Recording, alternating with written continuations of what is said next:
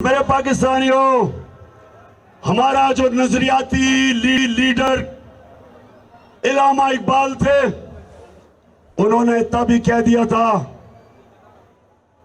कि हमने इकबाल का शाहीन बनना है, हमने वो लोग बनने हैं जिन्होंने दुनिया की इमामत करनी है। अल्लाह ने इंसान के हाथ में यह चीज छोड़ दी है कि वो या परवाज कर सकता है और वो या जमीन के ऊपर रेंग सकता है। अल्लाह ने कुरान में कहा है कि इंसान जब ऊपर जाता है तो फरिश्तों से ऊपर चला जाता है, और जब वो नीचे गिरता है तो जानवरों से नीचे चला जाता है। ये जो ऊपर बैठे हुए हैं, ये जानवरों से नीचे चले गए हैं। एक जानवर भी उतना खाता है जितना उसकी भूख होती है, इनका तो पेट ही नहीं भरता। इसलिए मेरे नौजवानों, हमने अपने मुल्क को बचाने के लिए और आजाद रखने के लिए निकलना है।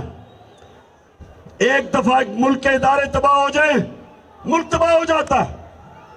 जब चोर ऊपर बैठ जाए, वो सबसे पहले मुल्क के इदारे तबाह करते हैं। FIA आज हमारी आंखों के सामने तबाह हो रहा है। दो उनके ऑफिसर जिन्होंने बड़ी मेहनत से शहबाज शरीफ और इसके बेटों के ऊपर 24 अरब रुपए के करप्शन के केस, मनी लॉन्ड्रिंग, नौकरों के नाम पे, चपरासियों के नाम पे अरबों रुपया जो उन्होंने पकड़ा, एक हार्ट अटैक से मर चुका है,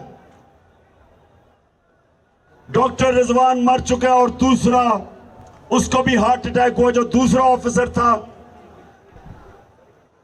आज वो अपनी जिंदगी की जंग लड़ रहा है, और मैं इंशाल्लाह इस पे बताऊंगा कि वो कौन सी जहर इस्तेमाल की जाती है जो खाने में डालते हैं जिसकी वजह से हार्ट अटैक होता है। तो FIA तो तबाह हो गई, उसके ऊपर एक कातिल बैठा दिया, फैसलाबाद का कातिल जिसने 18 लोगों को कत्ल किया, राना सनाउल्लाह, वो बैठ गया ऊपर। अब यही FIA से वो होगा जो MQM ने कराची की पुलिस से किया था। 1996 में नसीरुल्लाह बाबर ने MQM के खिलाफ ऑपरेशन किया। 1997 में गवर्नमेंट चली गई पीपल्स पार्टी की, नवाज शरीफ आ गया, इसने MQM से समझौता कर लिया। MQM ने चुन चुन के एक एक पुलिस वाले को कत्ल किया जो ऑपरेशन में शामिल था। और आज तक मेरे पाकिस्तानियों, आज तक कराची पुलिस अपने पैर पे नहीं खड़ी हुई, रेंजर बुलाने पड़े हैं। पुलिस खत्म होगी उसके बाद। इसी तरह इदारे खत्म होते हैं जब मुजरिमों को ऊपर बिठाते हैं। और इसलिए मेरे पाकिस्तानियों, हमने इनका मुकाबला करना है, अपने मुल्क को बचाना है इन चोरों से, अमेरिकनों के गुलामों से। और आपने सब ने मेरे साथ निकलना है। फिर से हाथ खड़ा करके बताओ, निकलोगे? मेरे पाकिस्तानियों, एक चीज याद रख लेना, कौम के ऊपर अटैक हो जाए, बमबारी हो जाए, जापान के ऊपर एटम बम गिर गया, कौम फिर भी खड़ी हो जाती है, अपने पैर पे फिर भी खड़ी हो जाती है। अफगानिस्तान में कितनी 40 साल से इंतशार है, फिर भी वो कौम तकड़ी है। लेकिन एक चीज याद रखें, जब एक कौम की आप इखलाकियात खत्म करते हैं, कौम मर जाती है। जब एक कौम अच्छे और बुरे की तमीज खत्म करती है, कौम मर जाती है। कौम पहले इखलाकी तौर पे मरती है, फिर माशी तौर पे मरती है। तो जो ये लोग 60% कैबिनेट जमानत के ऊपर है, पाकिस्तान का ये जो क्राइम मिनिस्टर है, प्राइम मिनिस्टर नहीं, क्राइम मिनिस्टर है,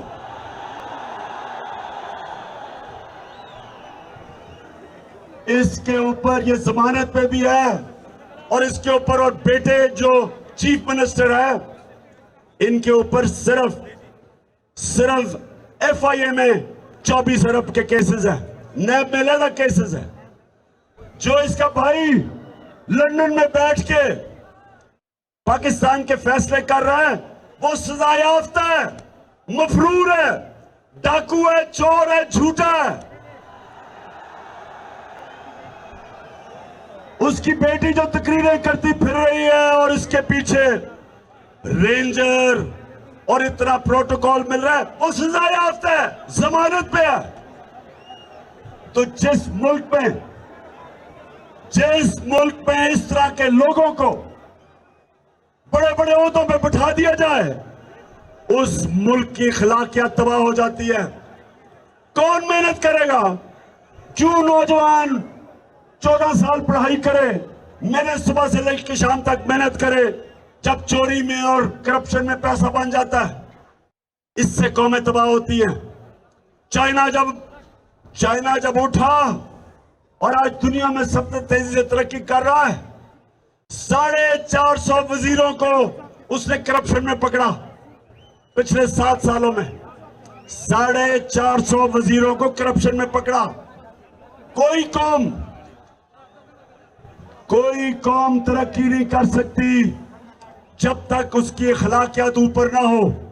इसलिए हमारे नबी सल्लल्लाहु अलैहि वसल्लम ने मदीना में अमर बिल मारूफ, उन्होंने अपनी कौम को कहा कि तुम हक और सच के साथ खड़े हो, तुम अच्छाई के साथ खड़े हो और बुराई और बातिल के खिलाफ जंग लड़ो। ये हुक्म है अल्लाह का, ये कुरान में है, अमर बिल मारूफ। इसके ऊपर एक माशरा खड़ा होता है। तो जब माशरे के बड़े बड़े ओहदे उसके बड़े बड़े मुल्क के मुजरिम ले ले, वो माशरे का कोई मुस्तकबिल नहीं है। इसलिए स्वाबी, आपने इस्लामाबाद पहुंचना है,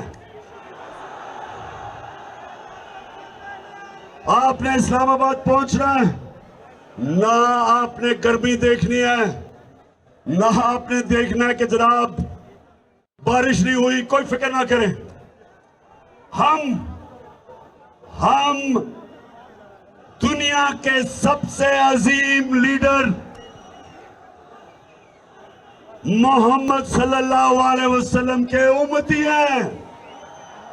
हमें कोई खौफ नहीं है। अल्लाह कुरान में कहता है जो लोग ईमान ले अल्लाह उनके खौफ दूर कर देता है। हमारे में कोई खौफ नहीं है और हम इंशाअल्लाह इन चोरों को, इन गुलामों को, इनको इंशाअल्लाह कभी तस्लीम भी नहीं करेंगे। हम सिर्फ एक चीज चाहते हैं, इलेक्शन की डेट दो, इलेक्शन करवाओ, इलेक्शन करवाओ। हम चाहते हैं कि पाकिस्तान के लोग फैसला करें कि इस मुल्क की क़यादत कौन करेगा। हम कोई इंपोर्टेड हुकूमत को नहीं मानते। तो आखिर में मेरे स्वाबी के बाशऊर और दलेर नौजवानों, स्वाबी, मैं फिर से आपके जुनून और आपके शऊर का आपका शुक्रिया भी अदा करता हूं, आपको खिराज तहसीन पेश करता हूं। मैं यहां अपनी टीम असद कैसर, आपको और शराम तरक्की और आप और आपकी फैमिली और मेरे बाकी सारे पुराने जब मैं शुरू में स्वाबी आता था तो छोटे छोटे बच्चे थे, आज सफेद बाल हो गए उनके। मैं अब सबको आज खिराज तहसीन पेश करता हूं कि आपने मेरे साथ इतनी ऊंच नीच में इतना मेरे साथ वक्त गुजारा। आप बुरे वक्त में भी मेरे साथ खड़े हुए।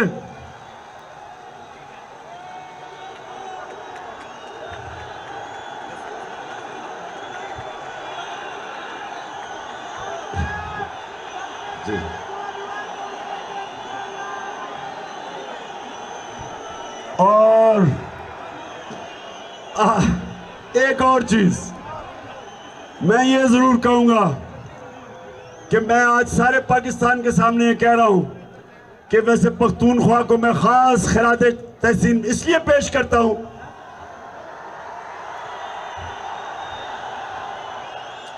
सारे पाकिस्तान में ये कह रहा हूं कि सारे पख्तूनख्वा में सिर्फ एक लोटा हुआ, एक